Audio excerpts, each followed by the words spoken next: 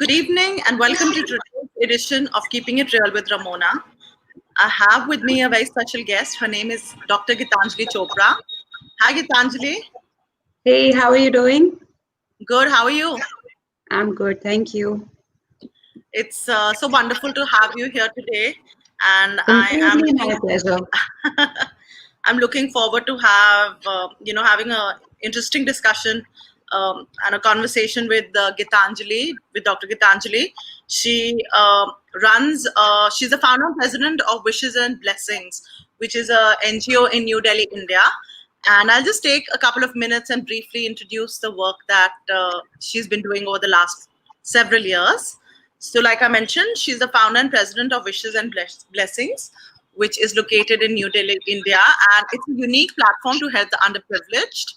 So, basically, when Geetanjali was a young girl, that is when, like they say, the seed of the work that she's been doing was kind of, set forth. And I think what had happened was that from a very young age, she'd often accompany her grandfather to a school for the visually impaired. And yeah, so she would often celebrate her birthdays there as well as some other special occasions. And on one such time, there was a little girl who actually tugged her arm, and she asked her, I think Dr. Geetanjali was celebrating her birthday. The little child asked her, I think we lost Dr. Geetanjali. I'm just going to wait for her to rejoin us. So I'll just continue with introducing her while we just wait for her to join us again. So it was this one particular occasion where she had gone to this center for the visually impaired children with her grandfather, and this little child actually tugged at her shoulder and asked her that when is her birthday? Mera birthday kab hai? And Geetanjali was a young person herself, but those little words of that child made a very deep impression on her, because I think she couldn't wrap her head around the fact that a child didn't know when their birthday was, or there wasn't really a big deal or a celebration made out of it on a normal basis. So she soon decided that she wanted to serve the underprivileged and people in need. So in 2014 is when she founded Wishes and Blessings. So, she is actually someone who has worked for several years, putting in a lot of effort in the work that she does. In terms of, her academic background, she has several wonderful qualifications. She is an alumnus of LSR and Jawaharlal Nehru. And while she was doing her master's and her doctorate, her specialization was international relations. Later on, she decided to also pursue a course in international human rights law. And there, actually, when she was studying at the International Institute of Humanitarian Law in Italy, she studied refugee law and human rights law. So that's a little bit about her background. In terms of, Wishes and Blessings, like I said, it was founded in 2014. And her main aim with that organization that she's set up is, in her words, to spread blessings and fulfill wishes by linking beneficiaries and donors. So the NGO that she runs actually has over, I think, 20 centers now across Delhi and Delhi NCR, and works on multiple causes, including food for all, things around education, healthier lives, and also elder care. So the journey to set up and successfully run this organization hasn't been an easy one for Geetanjali. And we're going to, get into that. We're going to ask her what are some of the challenges that she's faced, during the last several years that she's been involved with Wishes and Blessings. She has also been awarded on various occasions for the wonderful work that she does. So some of the awards that she's received are Best Indian Social Enterprise Award by Action for India, Best NGO in Childcare in the regional category by Spirit of Humanity. That was, I think, in the year 2018. And she's also been awarded the Rex Karamveer Silver Chakra. And she's actually been the recipient of the highest fundraiser award in Airtel Delhi Half Marathon 3 times in a row. So 2017, 18, and 19. So again, Geetanjali, thank you for taking the time out to be with us today. My And pleasure, completely. so, of course, I've already shared a little bit about why she set up the organization that she did. Geetanjali, I'd love for you to share with us that, maybe you can share a little bit about your journey, like right in the start. What is the first thing that you started with in terms of wishes and blessings? What is the first, was it a center that you started, or how did you actually start the NGO? So it started, you were very right when you said that the seeds were sown at a very young age, and you very rightly interpreted the birthday story of the young girl who actually tugged onto my pant and asked me about her birthday. So I think the start was there, and it was in 2012 that I lost my grandfather. And right Okay. after that, for the first year, I didn't have the guts to go back to the same school. But on the second year after he'd passed away, I went on his birthday to the same school to celebrate his birthday. Oh, lovely. Because even though he was not there in physically there, but in spirit, of course, he's always around. And so I went back to that school, and I cut a small cake. At that point of time, I was working with the Center for Policy Research as a fellow. And it was just after office that I decided to stop by at the school and cut the cake. And Yeah. I cut the cake. It was a nice, happy, senti moment. And just when I was walking out, I don't know what happened, but I just went and I did something which my grandfather used to do, and which was ask a simple question: Is there anything I can do for you? To all the children there, कि मैं कुछ कर सकती हूँ या आपको कुछ चाहिए? And much to my surprise, there were a bunch of kids who came up and said, "हाँ, हमें होली खेलनी है." And I was so shocked, because these children were 90 to 95% visually impaired. And I thought to myself that how on earth can they possibly play Holi? For Yeah. once, I hated Holi myself. I thought it was a really, really Okay. dirty festival. And then here comes this, weird request that we want to play Holi. And obviously, I kept a straight face and I said, okay, let me see what I can do about it. But I was obviously, double minded that how am I going to do this? But I remember that on my drive back home, I just thought that, these children meet so Yeah. many people on a daily basis, people who go celebrate events with them, just visit them, just general people who go and meet them. And then why is it that they voiced this wish only to me? So maybe there's something deeper to it. I left it at that, though I was a little I was a little confused. And I remember the next day I went back to CPI at Center for Policy Research, and I just shot out a mail. That time, Yahoo groups were very common. So Yahoo group Yeah. is what I used. I remember that time. Yeah, it seems years ago, but yeah. So I sent out mail to like a few colleagues, and I told them about this incident that, this bunch of kids, they want to play Holi, and, what do you think? What can we do? And you'll be surprised, Rammona. When I came back, I remember I had gone for a meeting. When I came back to my room, I saw that my desk was flooded with envelopes. I Okay. picked them up and there was money in it, 500, 200, 150, and there Wow. was one envelope at 21 rupees also. How And sweet. I always say that 21 rupees was like the starting point for me. And on top of one of the envelopes, it was written that, go for it, Geetu, we are with you. And, I just stopped and I was like, go with what? And, what are you and me with me for? And, long story short, I took that money, put in whatever, extra was needed, loaded myself with about 100 packets of color, gujia, pichkari, fruity, and landed up to play Holi in 2014. With the children of a visually impaired school along with some friends. And believe me, it was the best Holi, best festival, best time of my life, because I had Wow. never ever seen such unadulterated joy. We saw that. I mean, these kids who couldn't see, who don't know the ABC of color, the only color they know is black, and they were having the time of their lives. They were How dancing, beautiful. jumping, throwing color, and they were so happy, so excited. And I mean, I think Holi, not just my vision for Holi, but my vision for life changed ironically, in a school for visually impaired children. And I did not decide. It would be lying if I'd say that, that was the day I decided, yes, this is what I'm going to do. It was my nirvana, nothing of that sort. I was just very happy. And I remember once I came back, I was, like still looking at pictures that we had clicked and just thinking about the entire episode and smiling. In fact, a lot of people ask me, are you in love? And I said, yeah, but not that kind of love. I'm just, so happy.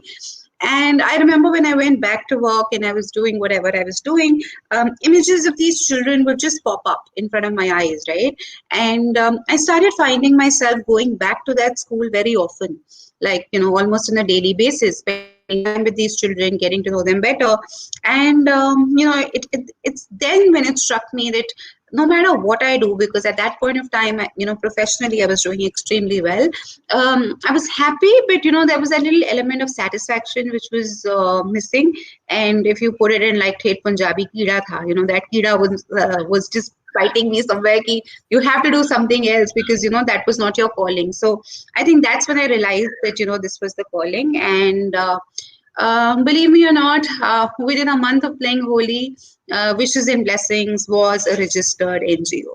So Wow. uh, it wasn't, it was like, when the realization came within that period of 2 weeks that this is what I really want in life. I remember going up to my mom and telling her this is what I want to do. And, she just raised her eyebrows and she's like, really? And everybody who, came within my close circle was very, very pleasantly, not pleasantly, unpleasantly surprised, I would say. Because they would say, why did you study so much? Like, you're a doctor, you're doing wonderful, you're writing books, you're traveling the world. Why would you give it up? And I said, I wouldn't give it up, but, this is what I really want to do. And it, in fact, took me 2 complete years to finish whatever I was doing in the academic world to jump into Wishes and Blessings full time. So for the first 2 years, 2014 to 16, I was actually multitasking. I was, on one hand, working at CPR. At that point of time, I was actually writing a chapter for the Indian handbook, the Oxford handbook for Indian national security, which had nothing to do with social service, obviously. So there were like, two parallel lives that I was running. And I was happy in both. But long story short, I think the real satisfaction came only with Wishes and Blessings. Wonderful. So, I mean, actually, it's interesting because I, you know, thought I might get into asking you why did you decide to name, your NGO Wishes and Blessings. But with the story you shared, it's actually, from what I can make out, it's like, those children had that wish that they wanted to play holy. And, the blessing for them was that, someone, and that someone was you, was able to, make that wish come true. So, I mean, Yeah, I it think, was me. I don't think it was just me. It was a whole lot of us, because I just believe that, the universe just has such a beautiful way of making things work and making connections and actually finding solutions. And yeah. you're very right. The philosophy behind Wishes and Blessings is very simple. The world, in my opinion, is made up of two kinds of people. Yeah. Two sets of people. The first set is people who have unfulfilled wishes. They could be anybody. They could be you and me also, because all of us Absolutely. have some unfulfilled wishes, and some of us are more blessed in terms of helping others fulfill their wishes, and what we get in return are blessings. So Yeah. that's the name, Wishes and Blessings. Beautiful. So, Geetanjali, I understand that it took you almost 2 years to really jump into it full time. And thank you so much for sharing that, story with us. It's quite moving, actually, to hear you share that and understand how you actually decided to set up Wishes and Blessings. So, a lot of appreciation for that. Uh, I wanted to know that. So, what is the first thing? I know now you are involved in multiple things across, your different centers. What was the Mhm. first focus area? Was it children? Was It it, was it it? was visually impaired children. That Okay. was the first focus, because it started with Holi and we play Holi with them every single year ever since All right. 2014. The Okay. second area of intervention was with an orphanage. where we, Yeah. where I went and I visited a home for orphans, and we just became partners immediately. And I loved the way that they were functioning, and they had a huge number of challenges. This Samarpan Foundation I'm talking about, and Okay. we tied hands, and then we started intervention into education. So today, out of all the kids who stay in Samarpan House, 95% of them are sponsored by Wishes and Blessings when it comes to their education. So we're the Wonderful. education partner in that sense. But our first real center, so to say, which had the brand name, because I personally don't really believe so much in branding. And for the first 6 years, I mean, first 5 years, there was no advertising. Nobody really heard of me or of the organization. It was just that, oh, somebody is doing this, so we all just join in and stuff like that. But the first organization which had the name, the first center, was a shelter home in Nizamuddin. Okay. So right after I started in March, in April 2014, in the first winter of that year, in the month of December, an idea just struck me that, it was so cold that you were actually freezing with your hot water bottle and your quilt and your heater and everything. And, what about the people on the road? And I think the most common thing for people to do in winters, and excuse me for saying so, also the silliest thing people do in winters is give out blankets. Everybody feels that, oh, we should just give out blankets in winters. And I would just say one thing. I know I'm digressing from the topic, but just a No, quick no. bit of Absolutely. Please information. tell. If you're one of the people who actually goes out and gives out blankets to people on the street, my humble submission is go out at around 4:30 back to that same place in the morning, and you will see rickshaws loaded with those same blankets. So the people you give it out to sell them back to these Wow. people who come and take them in return for 20 rupees or 70 rupee coupons. So anyways, so please, if you really want to help out the poor and the needy in winters, blankets is not the way, because blankets, I mean, they do more harm than good. So anyways, we were on this, so I launched this drive known as 10 Fridays 10 drives, which is now it's called that now, but that time it was just a Okay. winter drive. Where I would just go out with a set of volunteers to give out things that actually brought warmth, and those were not just blankets, because blankets Okay. can be resold. We gave out stuff like socks and caps, because if your head and your feet are warm, then you stay warm. So basically, we just happened to go to this one shelter home in Nizamuddin, and it was not a home; it was like a rat home, because this dull dungeon place, smelling, and there must have been about 70, 80 women and children over there, one on top of the other, and Wow. actually sleeping. I mean, they were sleeping. They were. I mean, that was not. It was not like a human place, like and and at that particular place, I saw this one little child. She had scattered hair. Her face was filled with tears, and she was sleeping. And while sleeping, she was clinging on to this little half roti. So I just again stopped in my tracks, and I said, this is life. These are people, real people, living in such horrible conditions, without food, without any hygiene. And I think that's the time when I decided that I want to do something to this shelter. And with all the paperwork and everything in place, in May 2015, I actually adopted that center, and that became the Wishes and Blessings Daycare Center. It was obviously again with a partner whom we gave a name, SPYM, Wishes and Blessings Center. But that was the first Wishes and Blessings Center wherein we were, taking these children from the streets. So it was basically a rain basera, which is a night shelter. So during the day, these kids used to go rag picking, petty thefts. Some of them were even drug peddlers, all kinds of children, and you would see them on outside Sai Mandir. So we actually went, picked up these children, got them into the center, and then at that point of time, you had to actually teach them how to wash their hands. How to. Some of them even had to be taught how to pee. Like otherwise they would just sit on the ground and pee right there. So then we, gradually had to entice them with chocolates. Adopted the shelter. We painted it with the help of Delhi street art, and then some donors gave. Somebody gave us an old TV. Coolers came in, so we actually made that shelter into a home. So it became the Wishes and Blessings home.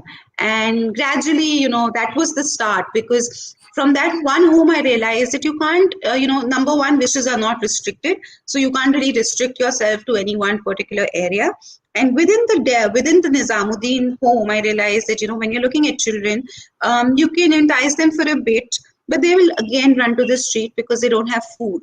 So that actually led me to my second program, major program, which was daily meals, where we give food. Today we give food to 1,000 people daily, 3 meals a day. Then I realized that okay, food bhi ho gaya, shelter bhi ho gaya. Now you have to give them a good life, and that is education. So then we went into informal education. So it was just one thing to the other. Gradually, as the kids grew, we realized you have to do vocational training, because I mean you cannot just lift up a person, tell him that yes, I'm going to just guide you for the first 10 steps. But the idea is Yeah, not just to guide, the idea is to make that person, him or her, independent, and being able to stand on his or her own feet. So in sure. that sense, this one home, which was the Nizamuddin home, was the starting point of not just wishes and blessings in the first center, but the starting point of a whole lot of programs that we work on today. Wow, that's incredible. I mean, uh, it's mind blowing that you had that encounter where you went to that home, which is supposed to be a home, and you said that there were kids and women living there in these totally inhuman conditions.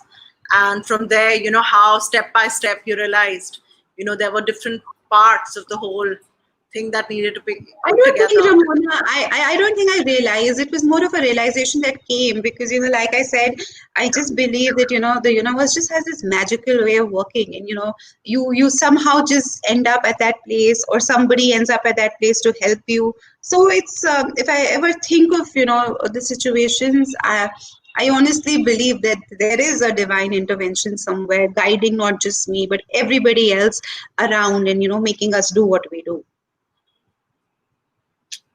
That's true. I agree with you on that.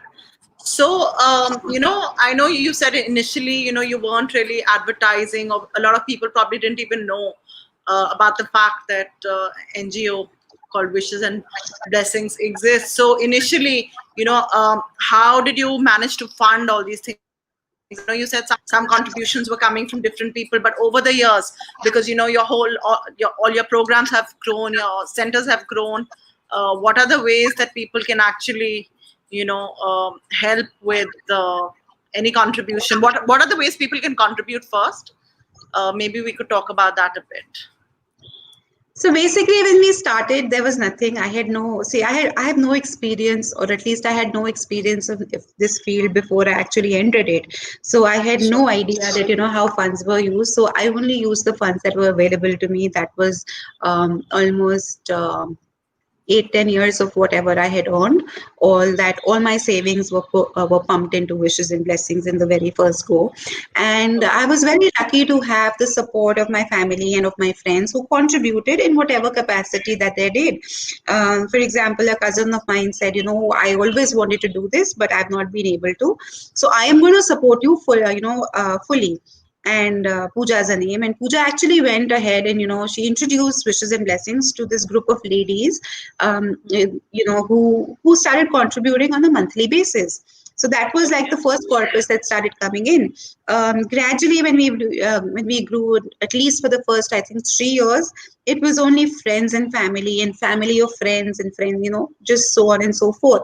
And I think what really helped us was that we were completely transparent with whatever we are doing. So, like, even if you were to say host a party with us, like a birthday party, for visually impaired children, we would give you the breakup that, so many pairs of clothes, this is the amount, this is the bill, chips for this much, and this is the admin. Everything was very crystal clear.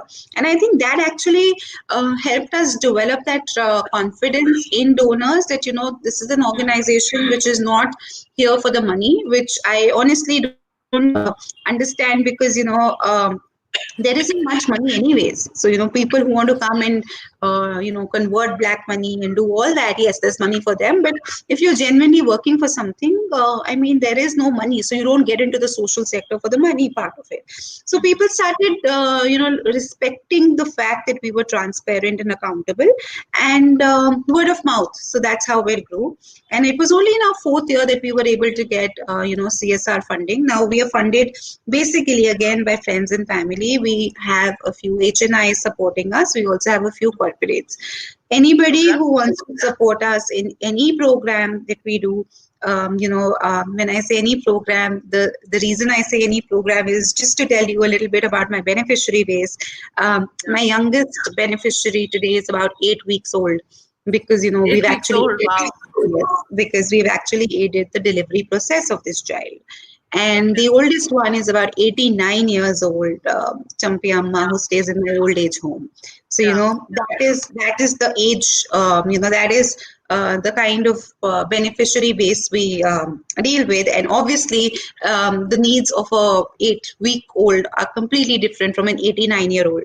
So you can get So involved in any project that you want to. The only thing, I think, unlike other organizations, along with money, when you contribute something to us, we ask you for time, because money, I honestly believe people laugh at me when I say it, but money somehow does find its way. And I've touch wood seen this happen so many times, that every time there is an urgent need, somewhere or the other the money crops up. I'll give you one example. I wanted to start my old age home, and obviously an old age home involves a lot of money. And at that point of time, 2008, we raised some money, but we didn't have enough. And just by some, I mean, I was actually thinking one day, should I do it? Should I wait another year? Should I get the funds raised and then plunge into this project? And I slept that night thinking that I'm going to take a decision tomorrow morning. And believe it or not, the next morning I had a check for a lakh of rupees from a supporter in Bombay.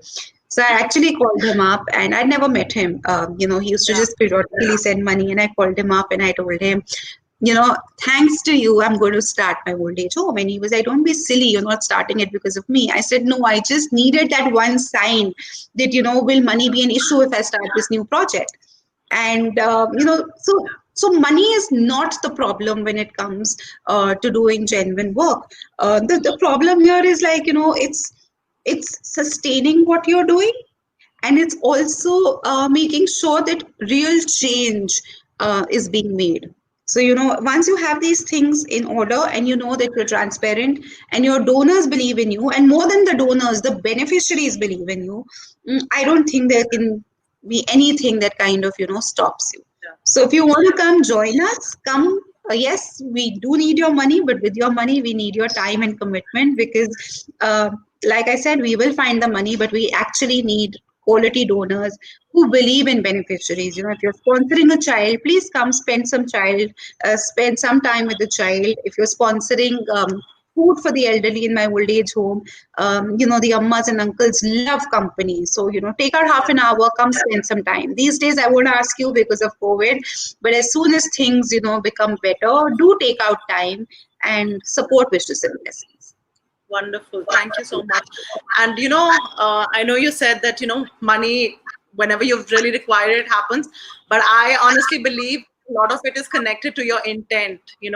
Behind what you're gonna do, or what you're planning to do. So just with the old age home, your intent was such that there was no way that the universe could refuse those funds coming to you. So I firmly believe that the intent behind anything we plan to do creates the way forward for you. So there have been a few comments. I'll just share one here. Kamal says, needs a lot of compassion, determination, and courage to do this. More power to you, Geetanjali. Thank you. So, Gitanjali, if you could just tell us, I know we've talked, in pieces about the different things that, Wishes and Blessings does do. So, I understand that there's the old age home, then, there's a part of it that focuses on education and vocational training. The food bit is, something, the meals that you serve.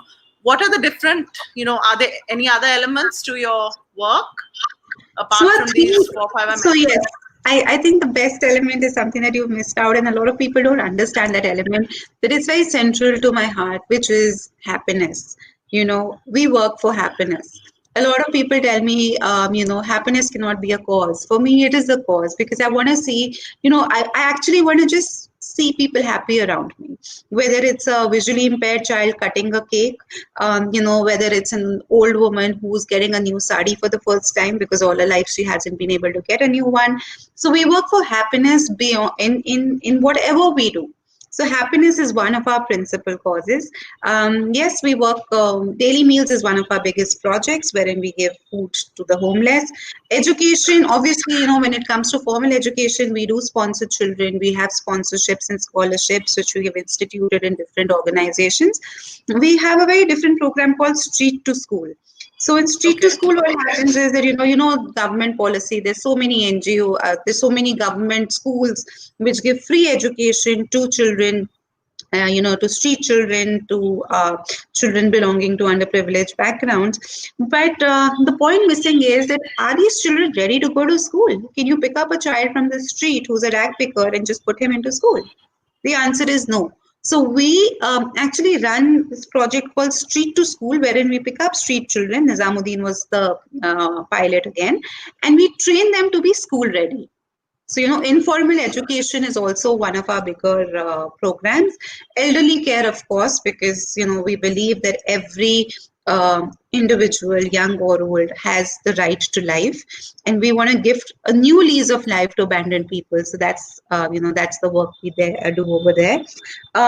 We also work in terms of, we've tried a lot to work for women empowerment, and we're in the midst of starting a new project in one of the states. In fact, before COVID came, we were just active in Delhi NCR, and unlike other, I know COVID has been a great teacher, but thanks to COVID, we've also been able to expand our operations to 7 states. And once we've gone out to new states, we've seen that the poverty levels are so dismal that you really want to do something. So we're now going to be starting work, full-time work in West Bengal and Jharkhand as well. So Wow. the programs I think are going to increase, and I just hope with the increase in programs, the impact also increases. Lovely. So tell me a little bit more about the new project, the women empowerment project that you mentioned. It's still under What wraps. is the I mean, main game? Okay. we're still working on it because obviously Okay. with travel being so constrained, it's Yeah. basically to give a sense of empowerment and livelihood to tribal women.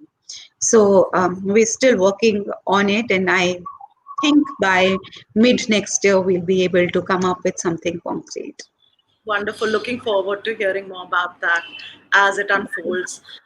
Gitanjali, I know that during COVID, you had to really kind of, up your operations, and there were a few different things you were involved with. So I'd love for you to share more about that. Yeah, like I I said, know. I think COVID has been the biggest teacher, not just for me, but Yeah. for a lot of people. But for wishes and blessings, COVID actually was, the silver lining of COVID proved to be pretty, what should I say, enterprising. It was motivating for the entire team to, actually go beyond their potential, go beyond what they thought would be their best, and Yeah. actually perform and outdo their best performances.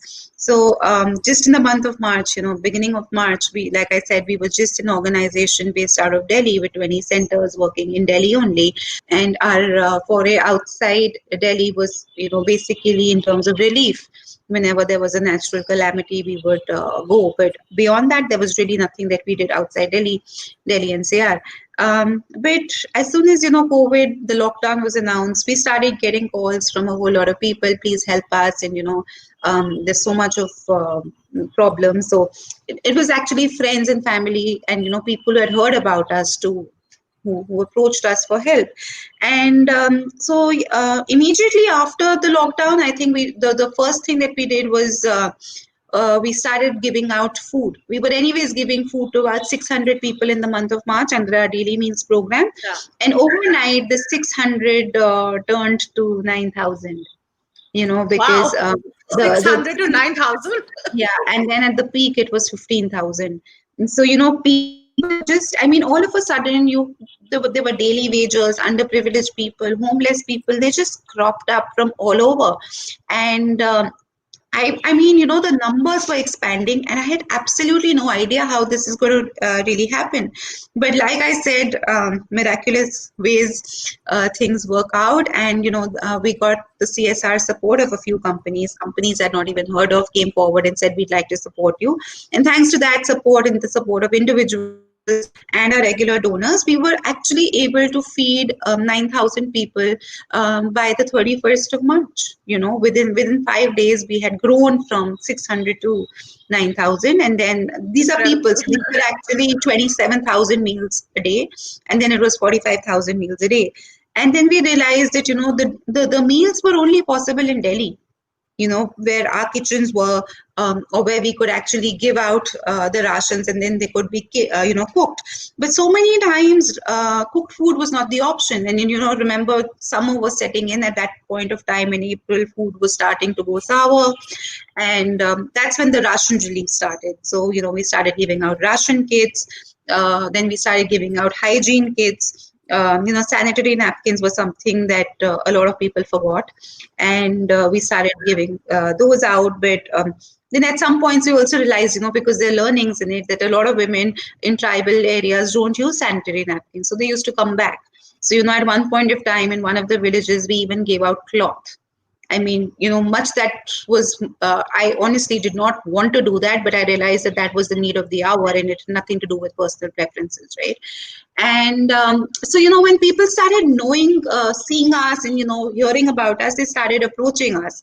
And I think the most, I mean, I'd love to share this story, which is about West Bengal. So we got an Instagram request from a priest in West Bengal, and he actually asked for my number, which is anyways easily available. And I get a call this evening, one evening, and as soon as I pick up the call, the first words I hear are "Praise the Lord." And it just took me back to my school days. I'm from CJM. And I was like, okay, like, is this my school or the church or who's calling me? And I was like, and if somebody just picks up the phone and say, hello, praise the Lord. So, automatically, because, whenever you just come like, yeah, praise the Lord.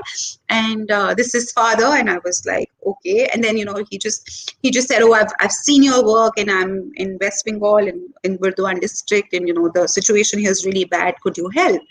And, normally if you get a call out of the blue like that and, in a place like West Bengal where there's no way that you can monitor what's going to happen, I said, yes, Father, let me see what I could do. And, like I said, again, that thing was ringing in my head. It's the connection from the past, payback time. Yes, CJM, here I come. And I disconnected, we spoke. There was like a lot of sincerity in whatever he was putting forward. He sent me pictures and reports and everything, and we started working together. And after one, we started working with another priest. So we now work with two priests, two churches in West Bengal. And during COVID, we were able to support 5,000 families in West Bengal. And the beauty of this was that these 5,000 families were supported all throughout the lockdown. It wasn't that, that 1 month we'll support this family and then we will move on. So we kept working with the same set of people, because like I said in the beginning, that the idea is to lift people out of a situation, not just temporarily lift them and then drop them again. And the good part about this is, Rammona, because it's such a beautiful feeling when you're helping someone with the help of others. In the first place, those others are actually trusting you. So I mean, I have donors who say, okay, we're giving you this amount. It's to your discretion. Use it wherever you want. So that is the first level of trust. Second level of trust is that, you're sending it out with the intention that this needs to go to the people who actually need it the most. Then you get back pictures and you get back, you get back appreciation or little photos or messages. And then once I actually got this call from a person, it was again a Bengal number, and somebody spoke to me in rapid Bengali, and that person was crying. So I honestly thought that, it's a distress call. And right after, somebody else took the phone and said, no, this is one of the beneficiaries, thanking you and your organization. So, it was so touching. And beyond that, the third level is when you actually give out stuff and people say no to you. Right. So when we used to give out stuff in the beginning, we had a set ration kit to give. Right. So it would be dal and rice and atta if that geography really needed atta, and along with oil and salt and soap and so on and so forth. And then once we actually got a call saying that please, in your next lot, please don't give us salt, because you gave us 1 kg of salt the previous week. So please remove the salt out of those, 2,000 bags and use that money elsewhere. So, they had that sense of responsibility, and it was such a beautiful feeling to know that, you've been able to bring about that change where people say no. And the same thing we experienced in Delhi when, we used to go to Sundar Nagar, Sundar Basti, the Sundar nursery just behind that. There's a basti of about 250 families. And, after I think the 5th round, the Sarpanch came and said, Aapne bahut kiya, ab nahi zarurat. Because see, nobody would actually come and say if they're getting free food or free ration, they would say, yeah, bring it on. Right. But we actually had people who said, that the trust level was such that they actually came and they told us we don't need it. So I think in that sense, COVID has been a great teacher for us. We've learned a whole lot of things about people, about new states, about new operations, and we've been able to do a little bit to make, a little bit of change. How beautiful, Geetanjali. I mean, it's I'm very, very moved by some of the things that you shared, including that phone call you said you received in, Bengali, and you thought it was a distress call, but it was just someone expressing their gratitude for what they'd received. So, I mean, it's wonderful that, our world has individuals like you who are changing the world in, their own unique way. And I think you are doing so many. All of us are a part of it. I refuse to take credit all to myself. It's my team. My team is amazing. My donors. So it's basically the wishes and blessings family. Everybody is associated with it. The donors, the beneficiaries, the team, the volunteers, everybody. So we all are agents of change. So to give just one person the honors, I don't think that's a very fair thing. But yeah, thank you. I accept it on behalf of the entire team. Wonderful. So Geetanjali, I wanted you to share, maybe, we are going to be drawing towards the end of our conversation today. I wanted to ask you, maybe you could share some of the challenges that you faced along the way. And obviously you've already shared a lot in terms of some of the things, which you've been kind of, very grateful for. But maybe we could first talk about some of the challenges that you faced and, how you've dealt with those along the way. I think today is a day for challenges itself because I've just started documenting all that I do through an Insta account. I'd never done that before, but my team was after me to do it. And today, in fact, they'd asked me, can you please list down the main challenges that you have faced? So I'd done a post on that. So I'd love to talk about it also. So I think, the challenge is number one, the biggest challenge is trust. I honestly feel that there is a trust deficit, a huge trust deficit in the world around us. Most people would feel that, when a founder of an NGO says trust issues, it has to do with donors. I beg to differ. It's not just donors. You have the biggest trust issues with beneficiaries. The world has come to a stage today that when people want to help you, the first question the beneficiary will ask, will not accept that help. The first question will be, why do you want to help me? So, because there's so much mistrust. When I first started work, with the same school for visually impaired children, Rammona, for the first 3 months or 4 months, the principal of that school hated me. which was like if I would go, I would wish her, she would not wish me back. She would look the other way. She would like make faces. And then one day I just had it. I was like, what is her problem with me? Because I'm going there. I like going there. I'm helping them out. I love spending time with the children. The children love me. So what is the problem? So I actually went up to her and I sat her and I looked at her in the eye and I said, "Ma'am, मुझे बात करनी है." So she was like, like her body language was so stiff. And I said, she says, "हाँ bolo." I was like, "Ma'am, I come here, I wish you. So, you're way younger. You have to wish me. It's your responsibility." And I said, "Yeah, ma'am, but you never wish back. So, obviously there is an issue. And long story short, please tell me what the issue is." So, after a lot of coaxing, she had this thing to say, which was a huge eye opener for me. And she said, मेरे को अभी तक एक बात नहीं समझ आई. I haven't understood कि तुम्हें क्या मिल रहा है ये सब करके. So I said, मुझे क्या मिल रहा है? So, तुम्हें चाहिए क्या? I said, मुझे कुछ नहीं चाहिए. She says, मैं यहाँ पे तुम्हारा आंगन में तुम्हारा स्टैचू नहीं लगवाने वाली. I said, I'm very much alive. Like, why would you want to put a statue of me in your school? And then there was, a teacher sitting there who kind of liked me, and then she told me the whole story. So it seemed that this school had actually got a grant for 5 lakh rupees through some association, and the person who had actually helped the school get the grant came back in about 2 weeks and said कि उस 5 lakhs में से 2.5 lakhs मैं लूंगा. Right. So though the school gave that money or whatever their story was, they had so much mistrust for the people who wanted to help that they thought that there is an ulterior motive. So I think the challenge was how to convince people that you actually want to do stuff, genuinely want to do it for bringing about change. The same thing happened when I wanted to open my old age home. My old age home was first only a home for women, because men still can, fend for themselves.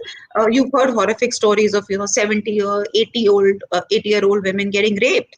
So my first old age home was only a home for women. And believe me, there were instances when we used to go out, get people, you come in and it's only for ladies. And one day, this question was asked to a field worker, ऐसा क्या करोगे कि सिर्फ औरतें ही चाहिए? So again, that mistrust is so much that there is so much, not just mistrust, it's a trust deficit.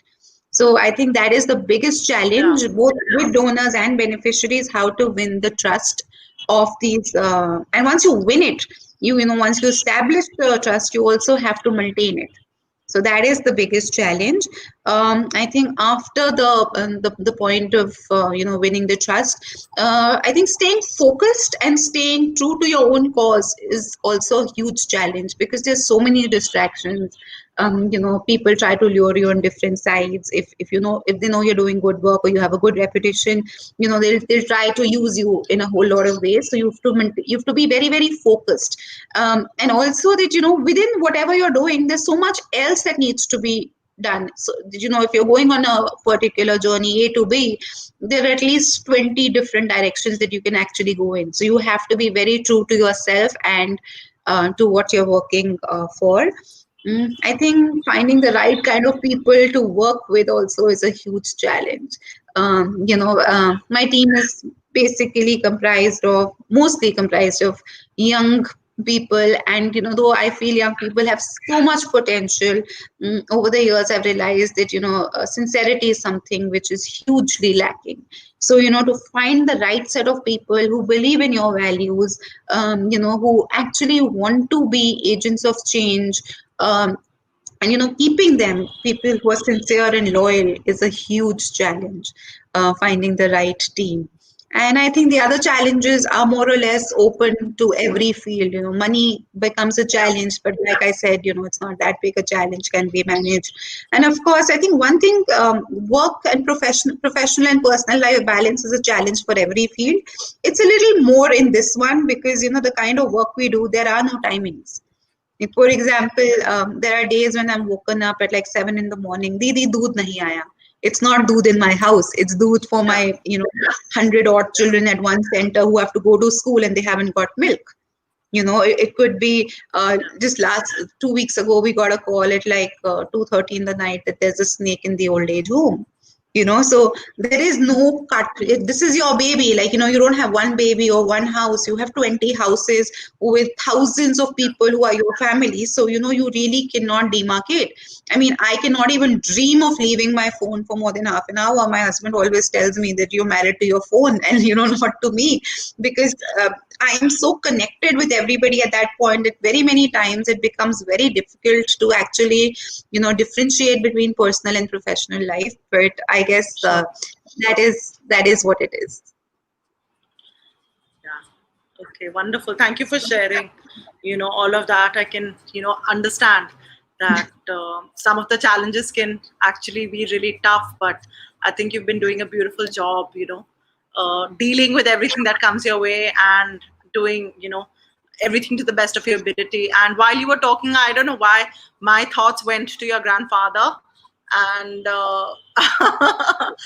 I'm sure wherever he is, he's super proud of you, and the fact that, those visits to the school for the visually impaired actually led you to create Yeah.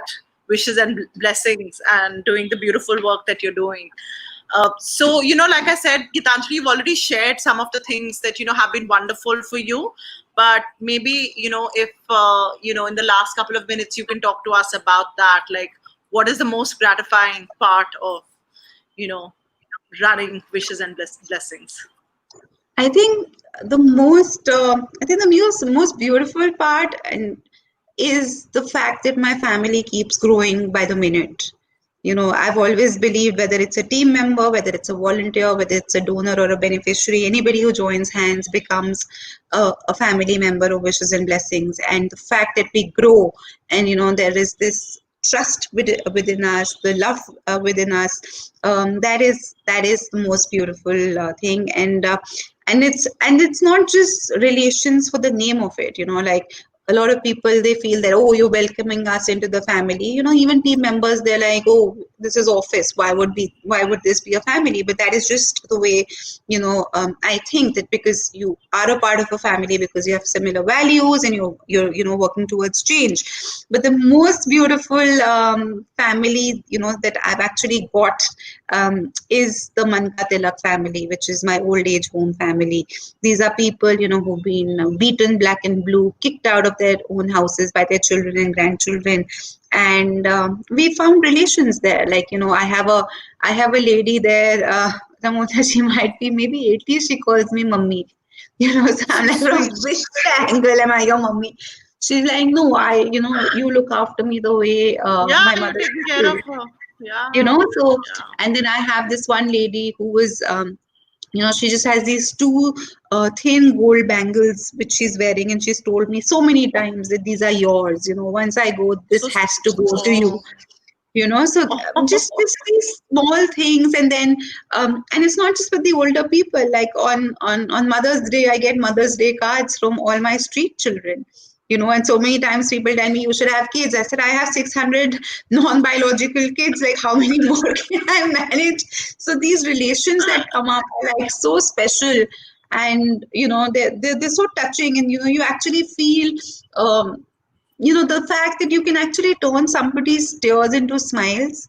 That I think is the biggest payback of this in this field. And I think I can go on and on about examples and things that have touched me, but I would probably just end my conversation with one story that I'd love to share. And this story I share very Sure, often, because every time I sure. share it, I get inspired even more, and I get goosebumps, which Please I'm share. going to get today as well. But I will share it.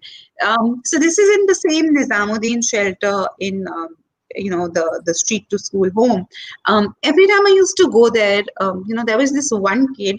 Her name's Ashna.